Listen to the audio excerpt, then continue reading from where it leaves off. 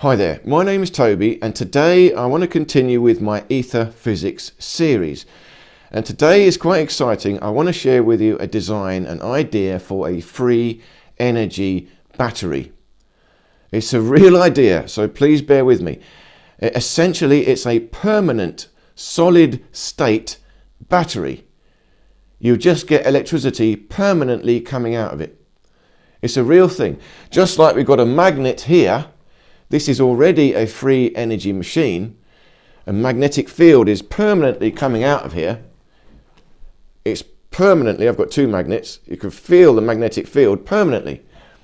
But of course we can't get electricity out of here. We could do things with magnetism. But imagine we could have another one of these blocks, but instead of magnetism, electricity comes out. And in fact, you could have one where both comes out. Both comes out. So that's what I want to talk about today. How could we build such a thing? A solid state free energy machine. Now I've already talked about free energy in terms of a free energy generator. People are already building that. Magnetic generators. So you use the magnetic force to spin it. All you need is for it to spin and then you've got a dynamo. But a solid state one, oh, now that's interesting. That's moving on to alien technology, and I've talked about that before as well. People that have whistleblowers that have seen inside these UFOs, and they've seen like a solid state object, and they think that's the energy source. So what could that solid state object be to have permanent energy? Very, very powerful energy.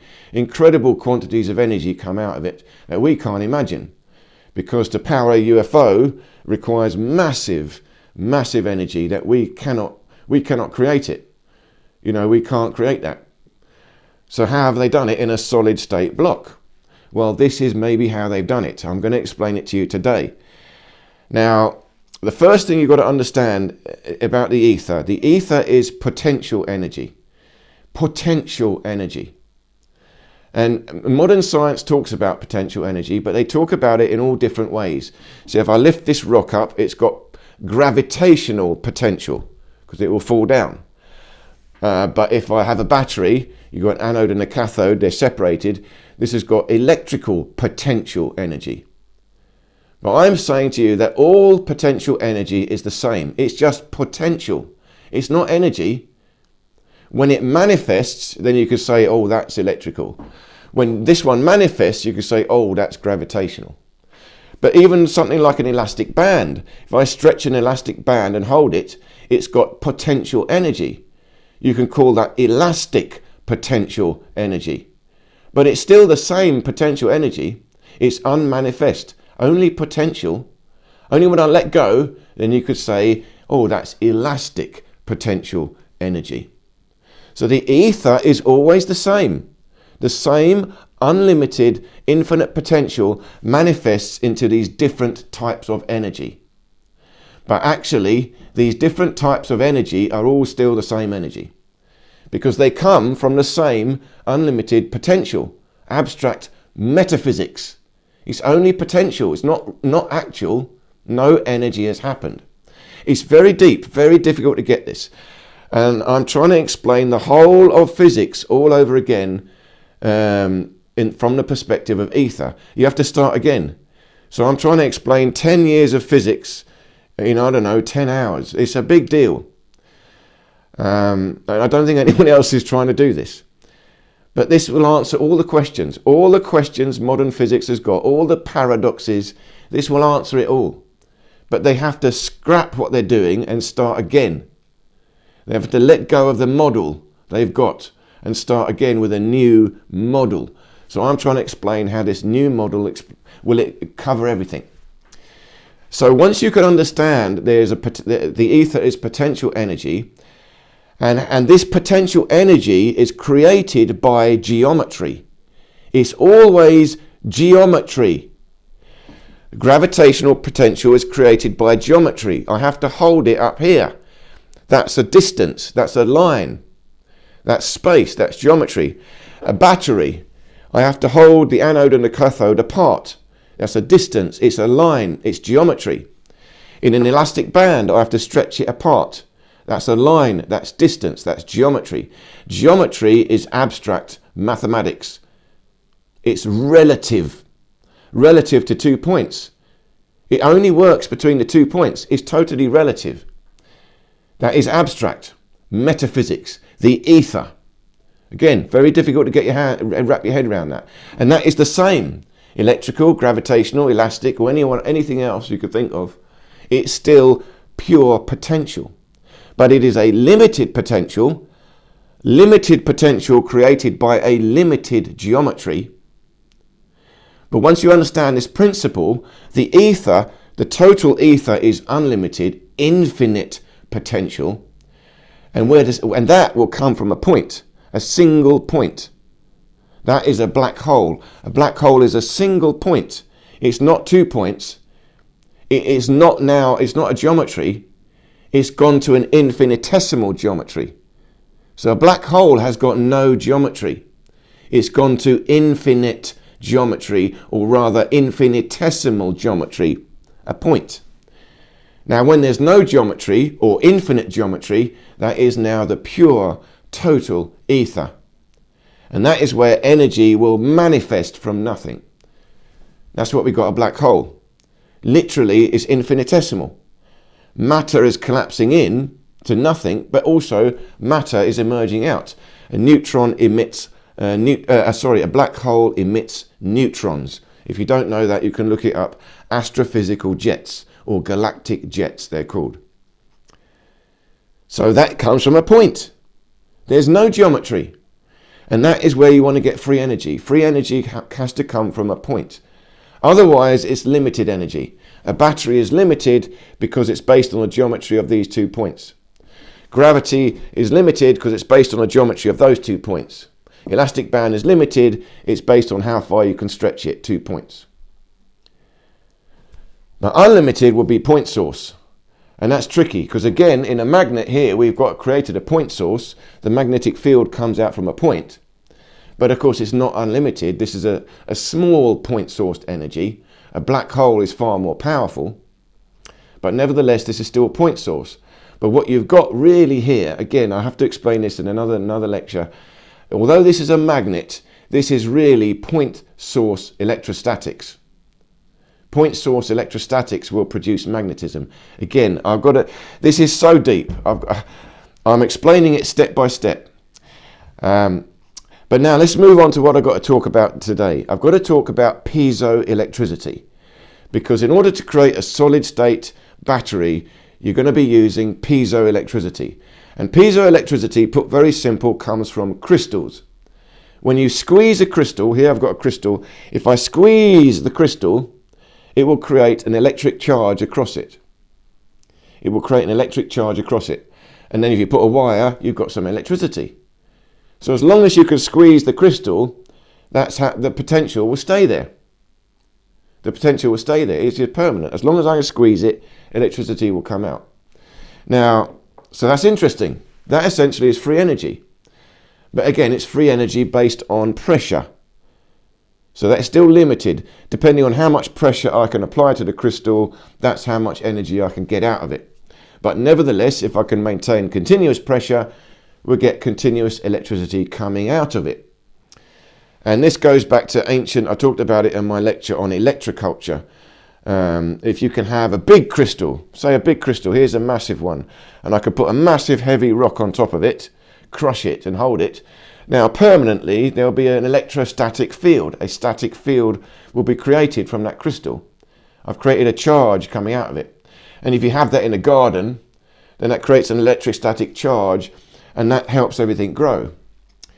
And if you can create a thing called a dolmen, where you have 2 rocks and a rock across the top, and these are piezoelectric, you create a little electric current going round and around like that between the circuit, goes into the earth around the 2 rocks, and this creates a little generator.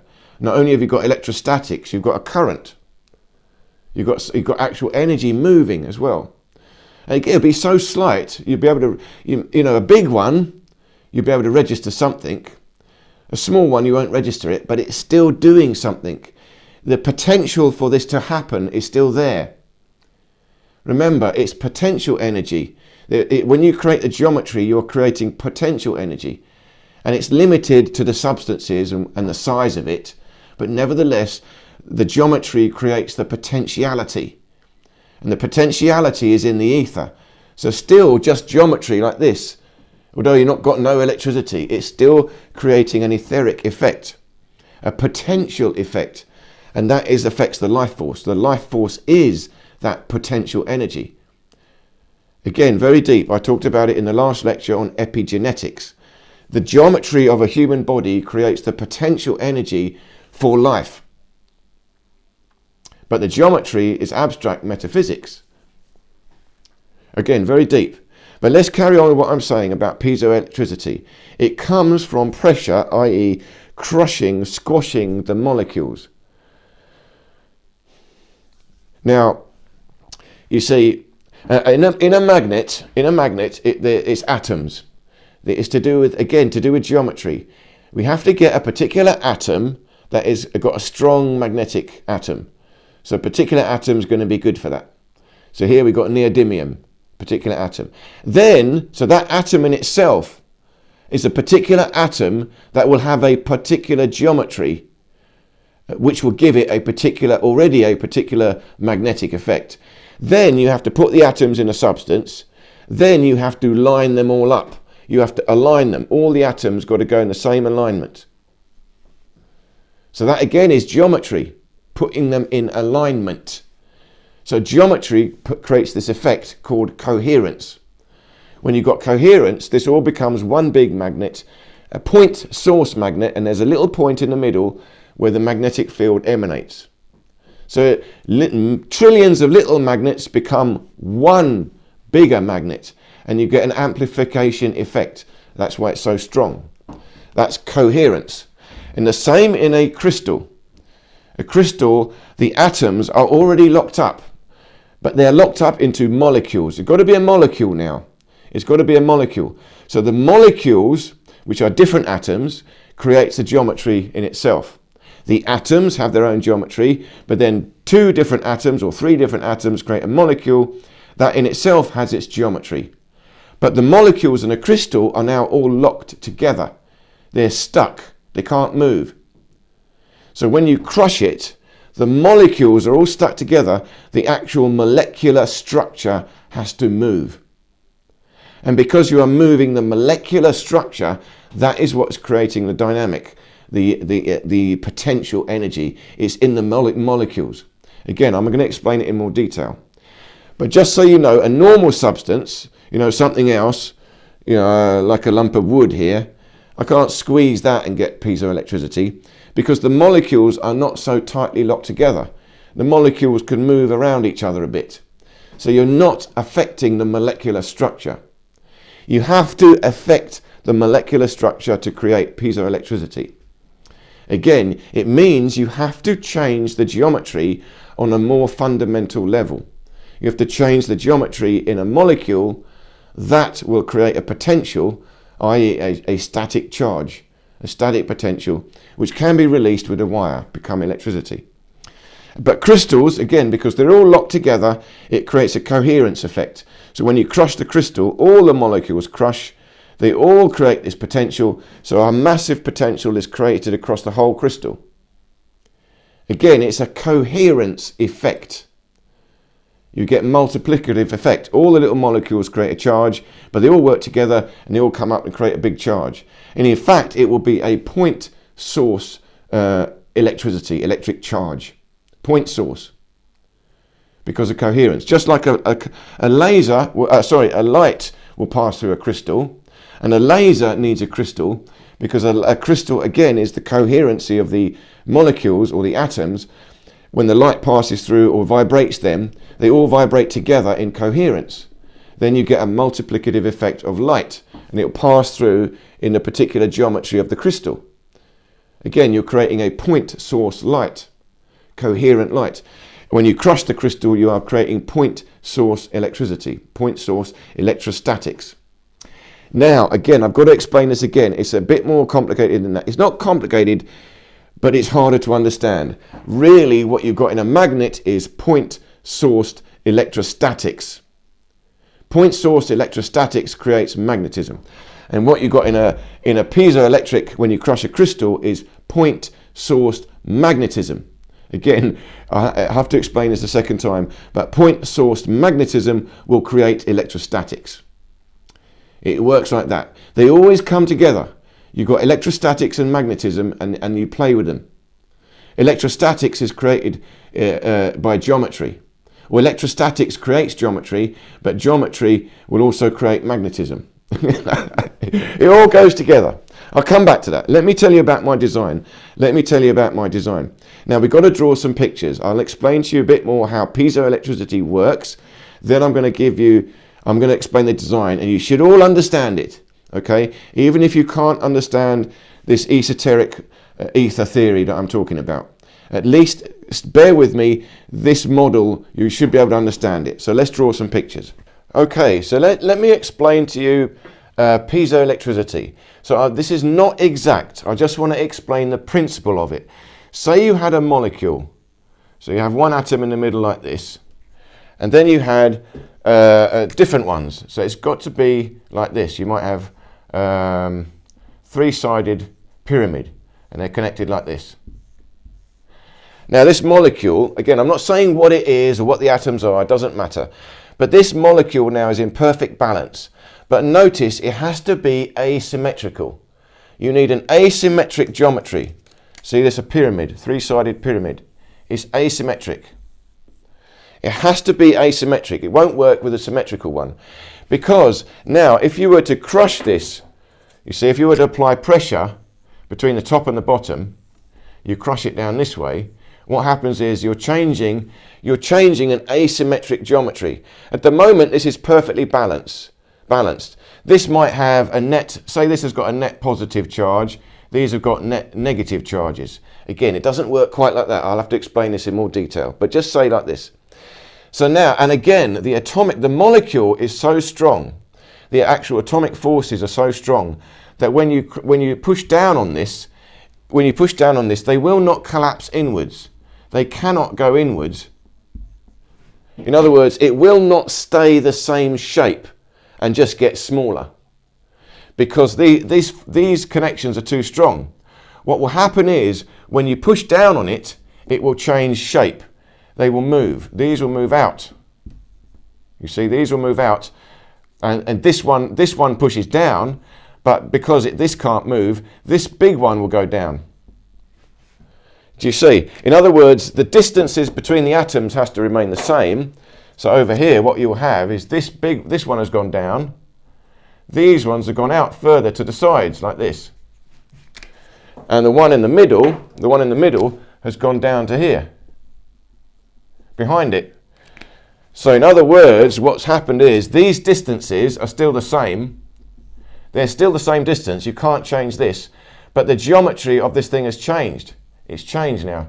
You've flattened out the pyramid a bit. And because this was plus and these were minuses, what's happened is now this plus charge has come down here and is left with a little minus here. You've created a dynamic. You've created a dynamic because you've changed the geometry of the molecule.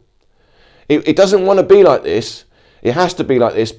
You have to apply pressure. Without pressure, it's going to bounce back to this one. This is where it is at rest. Here you've created a potential energy. This is elastic potential. This is literally elastic potential. You have created an elastic potential. It wants to spring back to here, but you don't let it. So now you've got a charge created. But because this is a fundamental charge, it's fundamental based on the geometry of an atom, it just stays there. There's not, if you had a current running around, it wouldn't release. It wouldn't release because it's permanently being created by the geometry of the atoms. And the energy in the atom is locked in the atom. The only way for this to be, vanish, the atoms themselves have to break up. The molecule has to break. So if you apply too much pressure, of course it will all break up. So you can only crush the crystal so far. You can only crush it so far before it breaks. So again, what you need for a piezoelectric material, you need a geometry that is going to create, you need an asymmetric geometry and one that is quite elastic, that you can create a very dramatic difference when you move it. And it's elastic so that you can create this. If it's really strong, you can't move it much before the crystal breaks. So again, we might not have the substance yet. We might not have found a crystal. We might need to find a better crystalline molecule, a larger molecule that has a greater elastic properties, and you can move it more and create a much bigger change in its geometry. That will create a bigger potential across it. So this is how, when you squeeze a crystal, it creates this static charge. And then you can run a wire across it and you've got a permanent current. Permanent current, because it's always created. It's created by this geometry and the atoms themselves. Again, this is fundamental. This is where we're moving towards point source. It's literally energy coming out from the ether continuously. It won't run out. It will stay there as long as the atoms stay there and the geometry stays there. In a bigger system, like a battery, it runs out. It's more things going on. There's a chemical process is going on. And when the chemical process runs out, the battery runs out. In here, this is not a chemical process. This is a geometric process applied to the fundamental particle or fundamental atoms. It's still not fundamental particles. Again, imagine you could crush an atom, something else will happen. But that we're moving into a plasma. If you can crush this way down more and more and more, all the atoms break up and you'll go into a plasma. And again, a plasma, you'll get energy out of it. And if you can hold the plasma right down, crush it to subatomic particles, you get more energy out of it. But you have to maintain the plasma. Same business. But here, this is just, again, this is mechanical pressure creating electrical energy. It's all the same. And again, if you look at my lecture on kinetics and friction, I explain how movement, mechanics, is still field interactions. This is still will be a field interaction. The pressure applied to here will come from another set of atoms. The pressure applied here will come from another set of atoms. So these are fields interacting. So it's still pressure is still field interactions. But essentially, if you can understand that piezoelectricity is simply a change in geometry, and a change in geometry at the molecular level. It has to be a molecule. We need different atoms to have this effect. Very important, very important. And there are lots of different piezoelectric substances. You may not know this, but a human bone is piezoelectric. So we've got our bone structure like this. This is when we train, that's why I'm training my body. If you squeeze pressure, the muscles and tendons onto the bones, you squeeze dynamic tension, you're creating piezoelectricity in the bones and creating electric current through the bones. And even when you open up the joints, you stretch, you've got potential energy inside the joints when you move in the joints about. You're literally creating electrostatics when you do Qigong training. My training is piezoelectricity, high level bone structure training.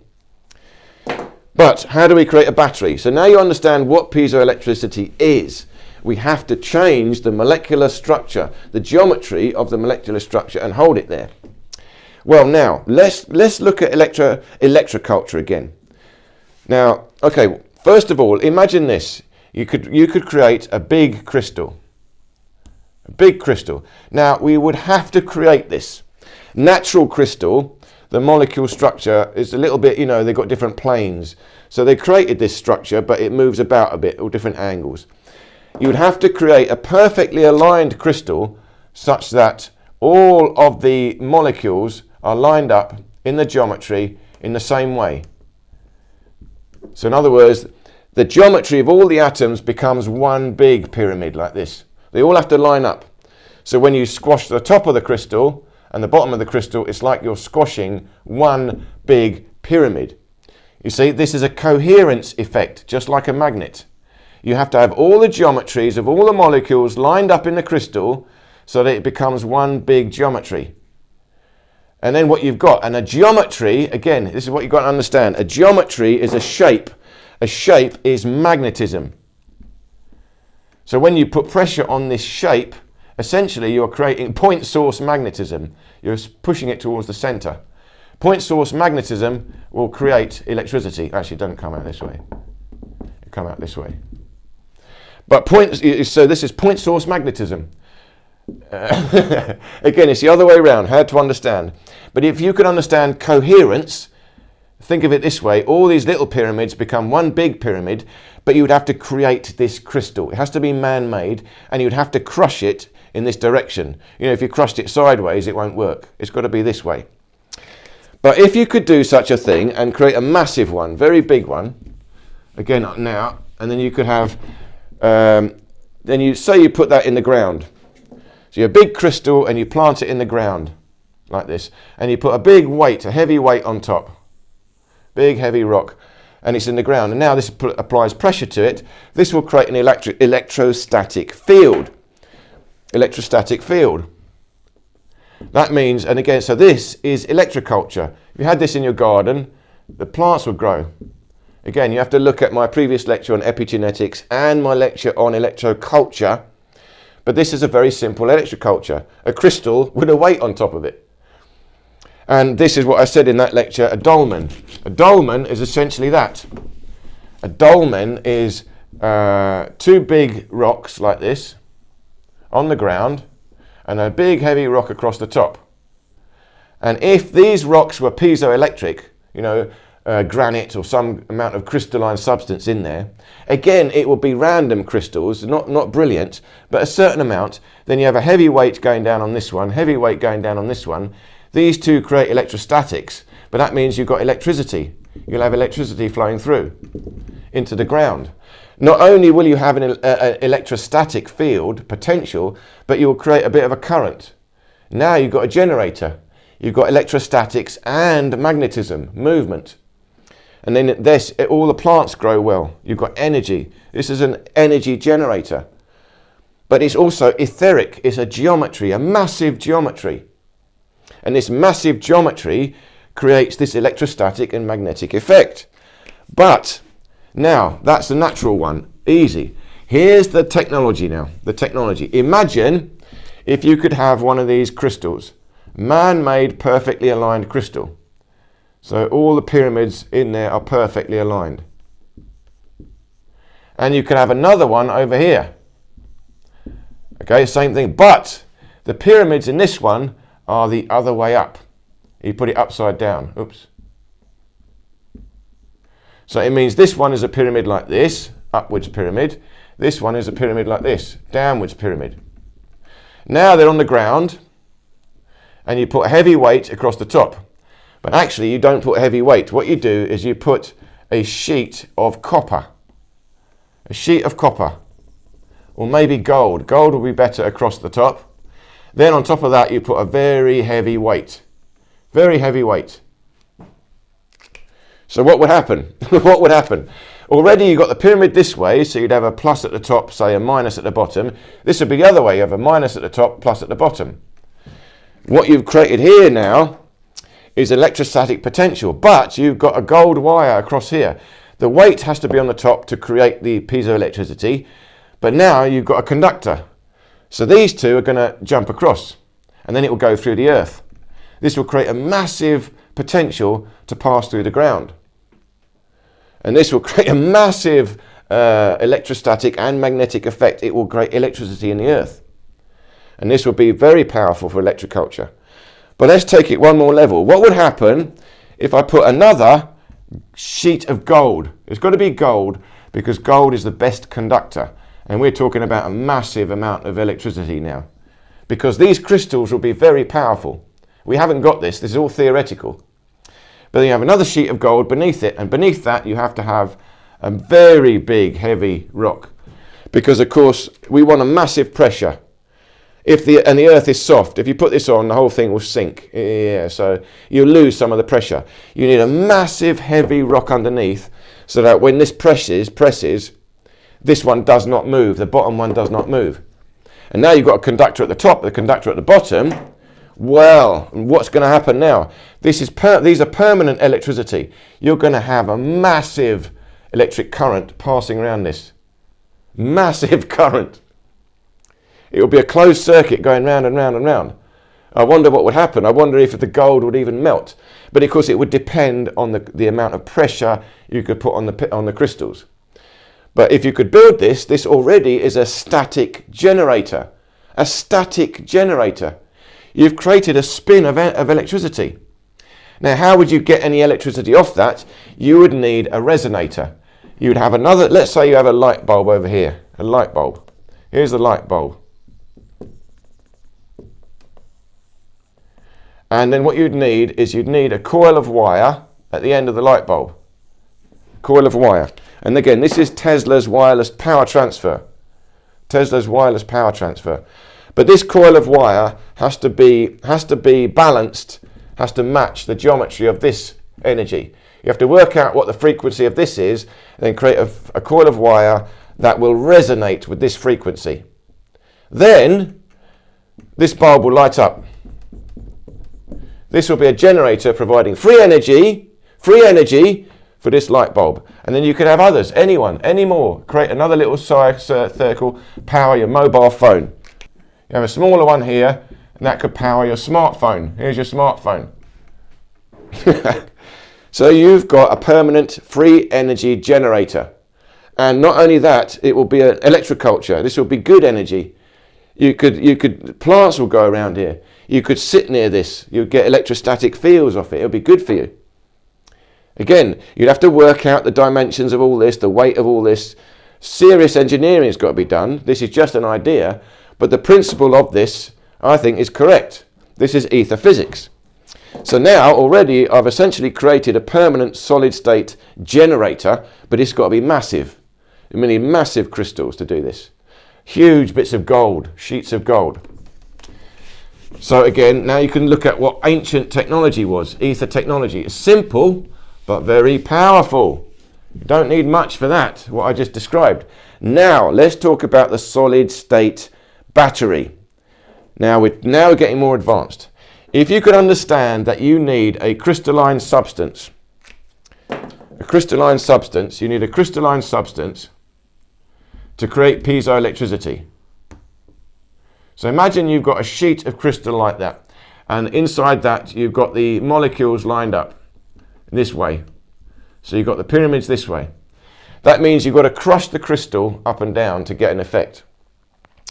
So how would you crush it? Well, imagine now you had another layer above it, and another layer below it. But these were magnetic layers. All right, magnetic layers. And these magnetic layers, again, will be pulling towards each other.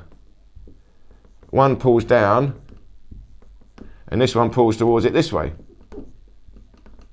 So you would need an extremely powerful magnetic substance. Again, probably haven't got it yet. And the two of them like this will squeeze the crystal.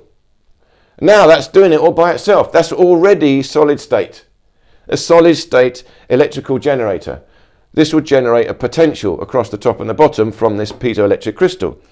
But then you do the same. You have another layer of crystal here, and then you have to have another layer again. Oops, let's do it like this. Another layer of crystal. But then you have to have another layer of the magnet above it. But you have to align that magnet such that it pulls to that one. So it'll be like it'll be this way. But you have to put it so that they attract, whichever way attracts it. And then you do it again, layer, layer, layer, layer. So essentially you've got layers of magnetic material, piezoelectric material, magnetic material, piezoelectric material, and creating a big sandwich. Now you could imagine this could have, again, a coherence effect, and you would have an overall charge plus and minus. And you could that will be a permanent battery. And again, if you think of it, a battery works like that. It's a capacitor, it's two different substances layering up. So now we've created a capacitor, but it's a capacitor of magnetic, piezoelectric, magnetic, piezoelectric. So that's the basic principle of it. But now there's another level to this. There's another level to this, which again, now we're getting to quite theoretical. I don't know anything how this would work. But imagine you could create an actual molecule. Some sort of a molecule that would have, again, asymmetry, an asymmetrical molecule. But that molecule will be surrounded by other atoms. So it's surrounded by, let's say, okay, maybe a bigger atom like this, bigger atoms. So you've got this asymmetric molecule, piezoelectric molecule, surrounded by magnetic atoms. So now we actually have to, and this whole thing, we might be able to create a molecular structure that does this. So now you've created a molecule in its own right, or two different molecules. Somehow on the molecular scale, we create this piezoelectric magnetic sandwich. And again, I suspect that the asymmetry would be something like an egg. It would be to do with the golden ratio. And even in piezoelectric crystals, I wouldn't be surprised if the asymmetry in the molecules is connected to the golden ratio. I wouldn't be surprised. I haven't done the research to see what that is yet. But imagine you could do this on a molecular scale. Now you've created a substance that is both magnetic and piezoelectric. And all by itself, it would produce a charge. It would be like a static magnet, but instead of a magnetic field coming out of it, you just have to connect a wire to the top and the bottom, and you'll have electricity coming out of it. You've created a permanent static field, static potential. And now it will come from a point in the middle of the molecule. It will be point source energy. Point source energy. Very deep, very deep. I hope this made sense. So I hope these ideas made sense. And of course, there's a lot more to it. A lot more refinement would be required. But to put very simply, piezoelectricity comes from manipulating geometry at the molecular level. It's elastic potential. You're changing the geometry. And it has to be an asymmetric geometry so that you get an overall change. You get a plus and a minus at the top and the bottom. And perhaps an even more simple idea, again, the other thing that happens is the opposite. So if I crush the crystal, I'll get an electric charge. But if I put an electric charge across the crystal, it will vibrate, it will move. So if you put the charge across the crystal, that will change the geometry of the molecules. It works in reverse also. So if you put a frequency across a crystal, you'll get a vibration. Or you put a charge across the crystal, it will vibrate, it will sing. And of course, you put too much, it will break. It will break. But if you get just the right frequency or just the right charge across a crystal, you can make it sing. You get a vibration. And that's very, very interesting, because if you go back to my electrostatic generator, two crystals, one up, one down, gold at the top, gold at the bottom, and then you crush it. So now you've got the crystals are creating this electricity, but the electricity runs across the gold. So the electricity created by one crystal will run to the other crystal. So you're passing a current through the crystals as well as creating a current with the crystals. So again, you'd have to get this completely right, otherwise the whole thing will vibrate, it would sing, and it might break, the crystals might break, or the gold might melt. You know, you'd have to do a lot of calculations. And there could be perhaps an even simpler one, an even simpler solid state battery we could have. It's just simply two of these crystals, one up, one down, perfect crystals. They're just next to each other, so you get one square block. Literally like this, one square block. And you just have, so half of it is a crystal up, half of it's a crystal down. Then you have to coat the whole thing in gold. The whole block outside that is solid gold. Because the gold will go across the top and the bottom of the crystal, but also around the sides. So the crystals will create this circuit, but the circuit will run around the gold. It won't go back into the crystal to vibrate it. You're given a pathway for it to go all the way around and around and around. So you've got these two crystals surrounded by gold, and then you'd have to surround the whole thing by an insulator. You'd have to be insulated, because you don't want you want to keep this thing inside. And then outside this insulator, you'd have to crush it. You'd have to get a pneumatic press it down to the right position, just right. And again, here's the problem. If without the insulator, you've got to insulate from the magnetic press, from this hydraulic press. So it's insulate around there. Once you've pressurized it, then you have to encase it in steel. Encase it in steel and weld it round.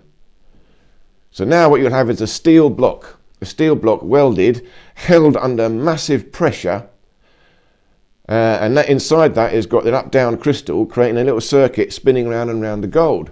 So you'd have a little solid state generator. It should be a generator. And then again, all you have to do is calculate the frequency of this thing and create coils of wire to pick up the frequency, and you'll have wireless power transfer. So we could all have one of these things just sitting somewhere in our house, but it would do us good. It would actually be healing as well. We could calculate this so it is good.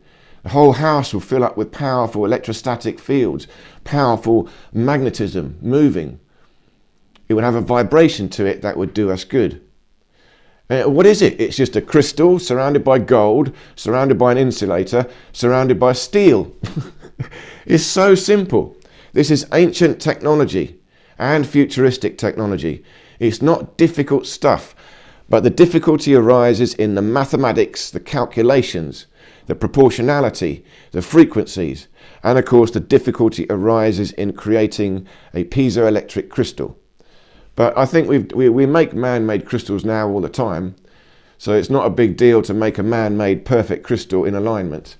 I'm pretty sure we could do that. I haven't really looked into how they make crystals. Again, this is all philosophical, but philosophical engineering. See, I'm not too bothered about all the little minor details. I want to explain how the whole big picture works. The minor details we can work out later. That's easy. Well, it's not easy. But I hope this made sense. I hope this made sense.